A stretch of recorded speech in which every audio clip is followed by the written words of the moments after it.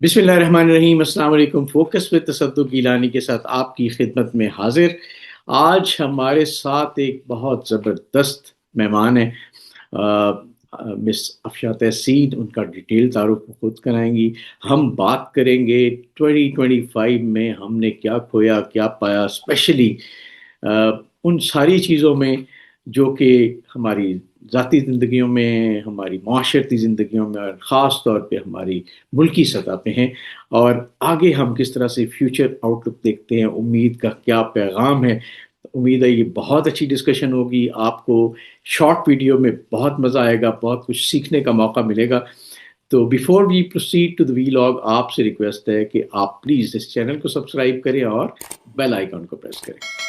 जी तो व्यूअर्स, हमारे साथ मौजूद हैं मिस अफशा तहसीन। ये आपको अपना तारुफ खुद कराएंगी, क्योंकि वो क्या कहते हैं कि आप अपना तारुफ हवा बहार की है। जी मोहतरमा, प्लीज। जी वालेकुम अस्सलाम जी। और a very very happy new year to everybody who is watching this. और बड़ा जबरदस्त किस्म का आपने स्टार्ट लिया, बड़ा बम्बास्टिक किस्म का।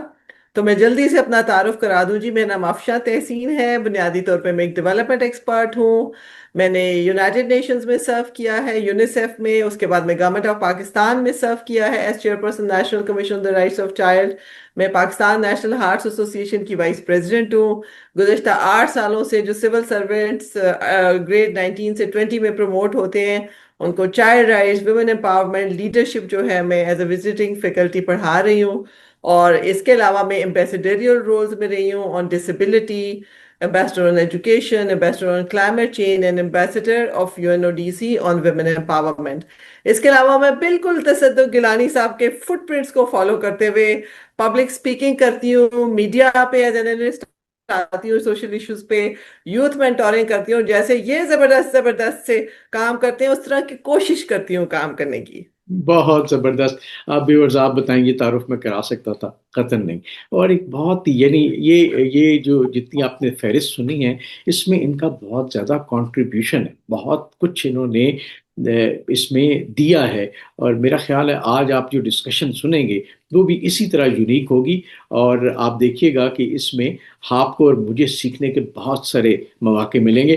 तो मैं आपसे ये पूछूंगा कि 2025 कैसा साल था हमारे मुख्तलिफ मामलात को, जो आपके रेंज में आपके स्कोप में जितनी चीज़ें आती हैं, उसमें आपने इसको कैसा पाया? किस किस्म के चैलेंजेस थे, किस किस्म की अपॉर्चुनिटीज़ रहीं, क्या हमने अचीव किया, किस जगह पे हमसे कमी रह गई, और वो चीज़ें ख़ास तौर पे हाईलाइट करें जो हमने आगे जाके हमें देखनी चाहिए। जी मैम। जी अच्छा, अगर मैं अपने तमाम जो 2025 के 12 महीनों को देखूं, तो मुझे 2025 जो है विजुलाइज आप भी करें, मैं भी करूं और सुनने वाले भी करें। तो मुझे कहीं पे गर्मी जैसा लगा, कहीं पे सर्दी जैसा लगा, कहीं पे धूप जैसा लगा, कहीं पे छांव जैसा लगा, कहीं पे ठंडा लगा, कहीं पे गर्म लगा, कहीं पे मीठा लगा, कहीं पे खुशगवार लगा और कहीं कहीं पे थोड़ा सा कड़वा कड़वा भी लगा। तो कहीं पे बड़ा स्मूथ लगा और कहीं पे थोड़ा सा हिकअप्स भी लगे। तो ये एक बिल्कुल ही वो जिस तरह हम कहते हैं ना, नौलखा किस्म का। तो इस किस्म की एक पटारी थी हमारा 2025 जो है। और इसमें बहुत सारी अच्छी चीजें भी थी, बहुत सारी ऐसी चीजें हैं जो हम समझते हैं कि इससे बेहतर होने की जरूरत है।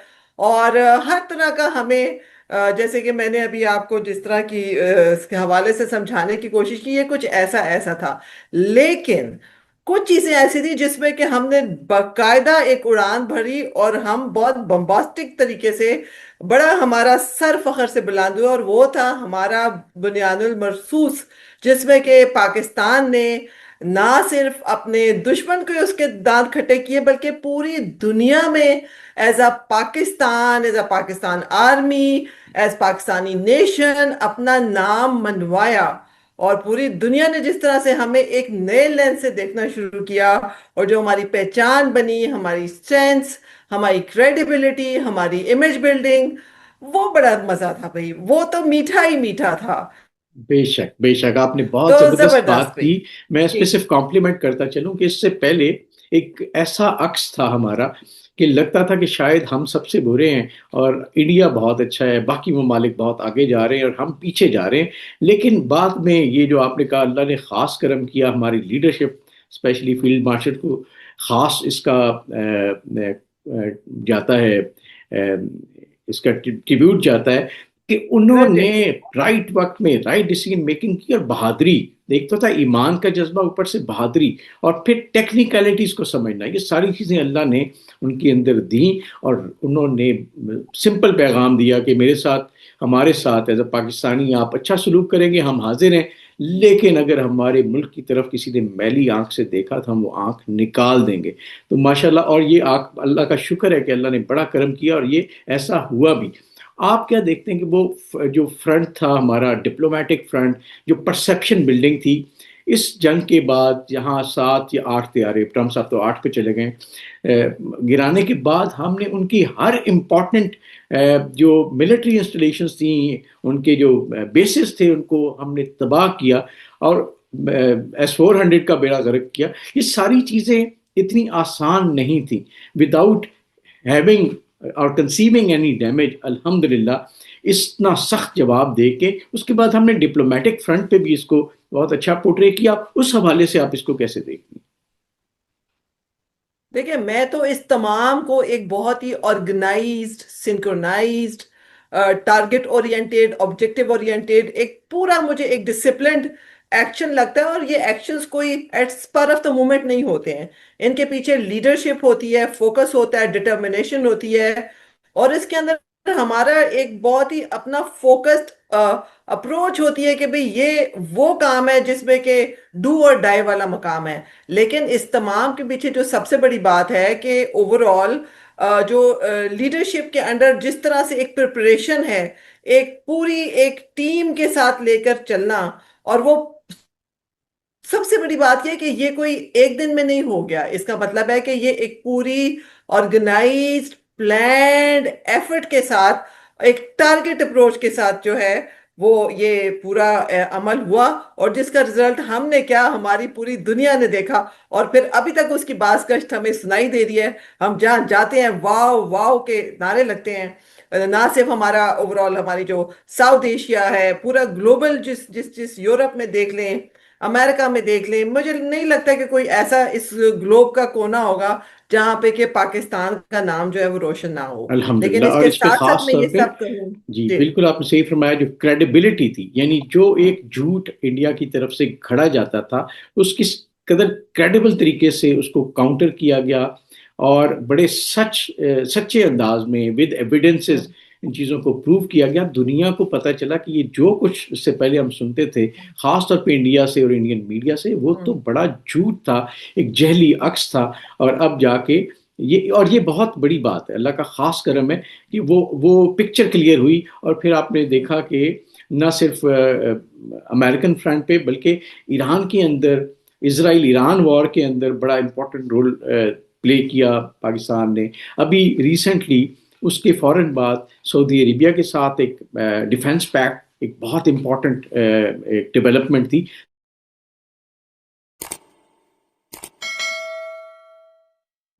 بات ہی کر رہے تھے میم افشاں کہ بہت سارے فرنٹس پہ اللہ نے بڑی عزت دی. اور اب ظاہر ہے اس وقت جیسے ہم نے کہا کہ ہمارے اوپر ایکسپیکٹیشن بھی بڑھ گئی ہیں.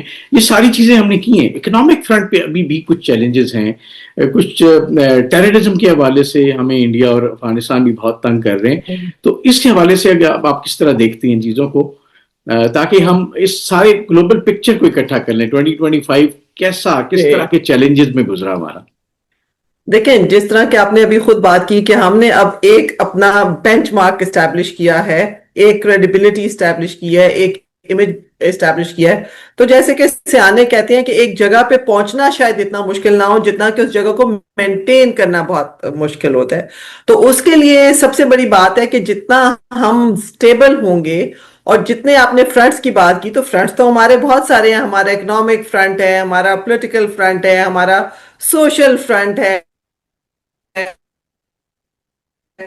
تو یہ پاکستان کے اندر جب تک ان تمام کو بھی ہم ایک بہت ہی سنکرونائزڈ وے میں ان کے اوپر کام نہیں کریں گے، ہم اس پہ کچھ کریڈیبلٹی جو ہے اگر ہم دکھائیں گے تو میرے خیال سے ایک ون ون سچویشن ہوگی. اور اس لیے ہم یہ کہتے ہیں کہ ہمارے ہاں ہر ایک کی لیڈ ہے. مثال کے طور پہ اگر آپ پولیٹیکل فرنٹ دیکھیں تو پولیٹیکل پارٹیز کی ایک لیڈ ہے جس کے لیے ہم یہ سمجھتے ہیں کہ ایک نیشنل پولیٹیکل ایک کوہیسو جو ہے وہ سٹیبل ایک ہمیں ایک فرنٹ نظر آنا چاہیے جس کے اندر کے تمام جو ہماری پارلیمنٹیرینز ہیں، پولیٹیکل پارٹیز ہیں، ان کو ایک نیشنل ایجنڈا کو لے کے چلنا چاہیے irrespective of the political cycles. اور وہاں پہ پھر ان کو ایک کنٹینیوٹی آف پالیسی کے ساتھ ایک آرگنائزڈ وے میں تمام پولیٹیکل پارٹیز کو ملک کو سامنے رکھنا چاہیے. ہیومن ڈیولپمنٹ کے اسپیکٹ سے جو ہمارے سٹیزنز ہیں ان کو سامنے رکھتے ہوئے اس ملک کی ترقی میں اپنا کردار ادا کرنا چاہیے. اب یہ تو ہو گیا پولیٹیکل ایسپیکٹ. ساتھ ساتھ اب میں اس میں تھوڑا سا فائنینشیل ایسپیکٹ اس کے ساتھ ڈائریکٹلی لنکڈ ہے کہ فائنینشلی ہمیں یہ اپنے ملک کے اندر دیکھنا ہے کہ کیا کیا گیپس ہیں، کیا وجہ ہے کہ ہمارا فائنینشیل فرنٹ جو ہے وہ اس میں جو بھی چیلنجز آ رہے ہیں. تو اس کے اوپر مجھے لگتا ہے کہ اب ہمارے جو چاہے ٹیکنیکل ہمارے تھنک ٹینکس ہیں، ہمارے پولیٹیکل جو لیڈز ہیں، ان کو اب کمر کس لینی چاہیے اور غلطی کی کیا کہتے ہیں، غلطی دا گنجائش نشتا.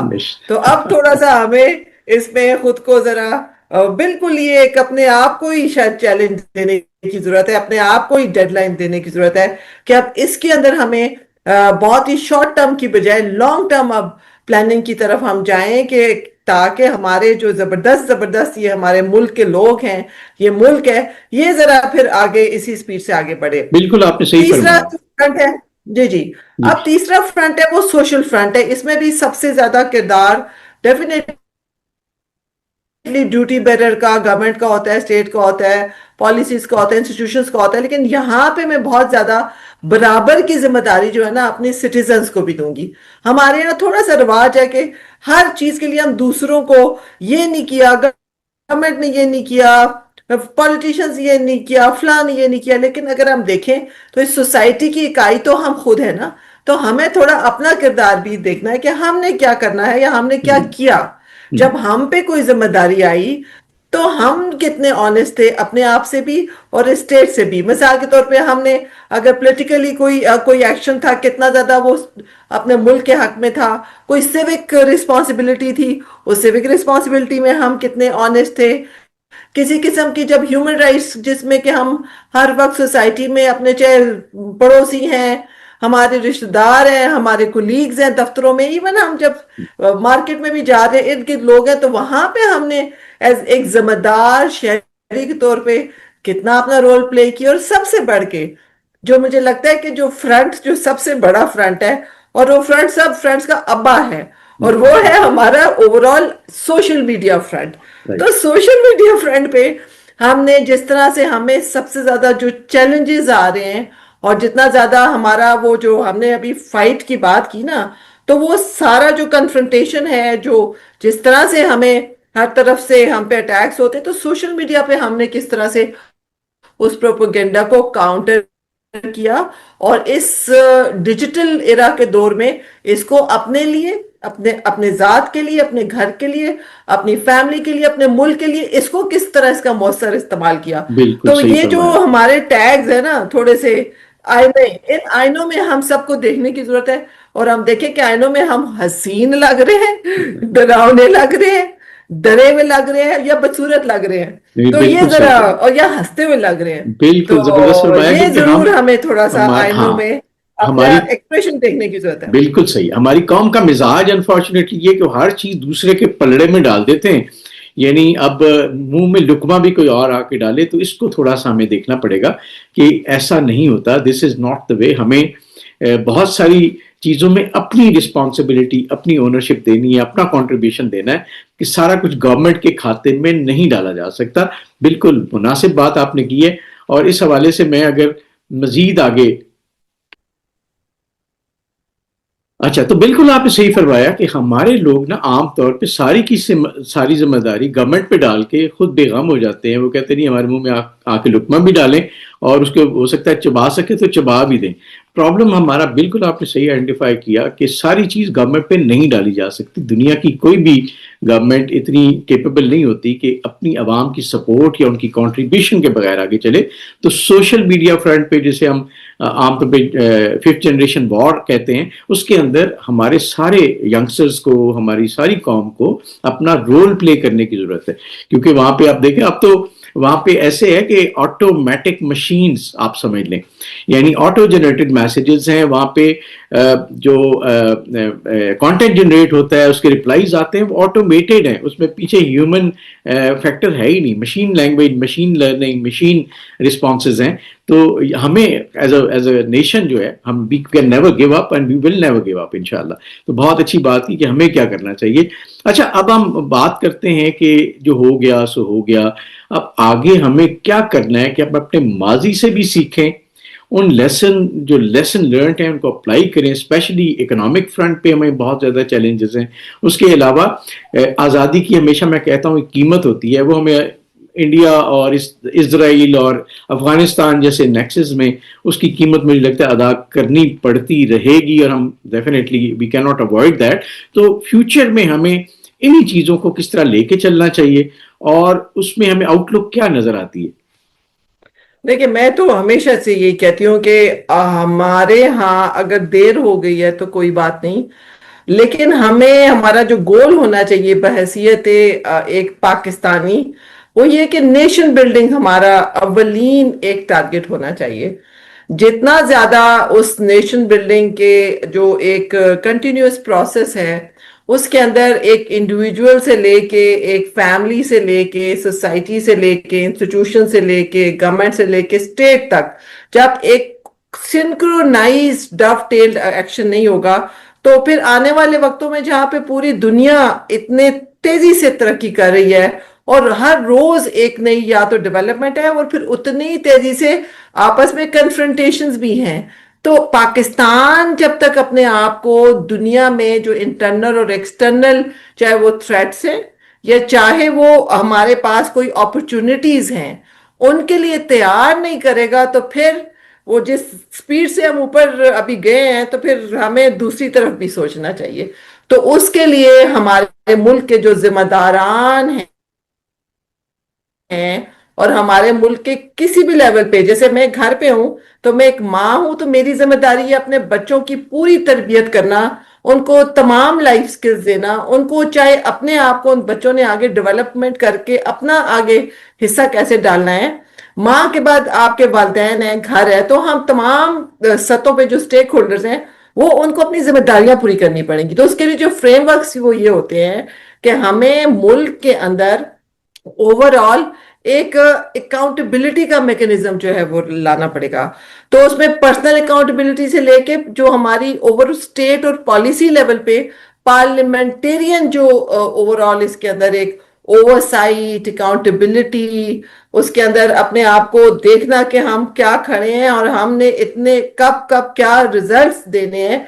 तो सबसे पहले तो हमने अपने आप को अकाउंटेबल ठहराना है, फिर अपनी जो हमारी ऑब्लिगेशंस हैं उनको हमने अपने सामने रखना है, और इससे बढ़ के मुझे लगता है कि पूरी नेशन में जो हमने एक तमीरी सोच पैदा करनी है, एक हौसला पैदा करना है, पॉजिटिविटी पैदा करनी है, उनको मोटिवेशन देनी है, मछली पकड़ना सिखाना है, ना कि मछली देना सिखाना है. तो मुझे लगता है कि जब हमने इस अंदाज से सोचना शुरू किया कि हमने हर चीज ना से शुरू नहीं करनी, होपलेसनेस से शुरू नहीं करनी, बल्कि हमने हर चीज पाकिस्तान के अंदर जो हमारा ओवरऑल वो अमल है कि हमने सोच की तब्दीली करनी है.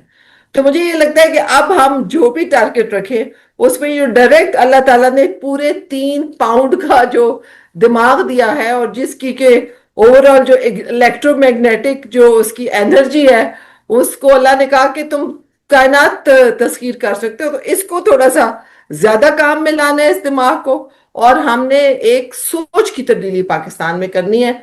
मैं तो यहीं से शुरू करूंगी और फिर उससे ही अमल शुरू होगा. बिल्कुल सही फरमाया आपने. वो मेरे जहन में एक ऑन लाइटर नोट आ रहा था कि 3 पाउंड का जो हमारा दिमाग है उसको हम 3 पाउंड में बेचे मत, बल्कि उसको प्रॉपरली इस्तेमाल करें.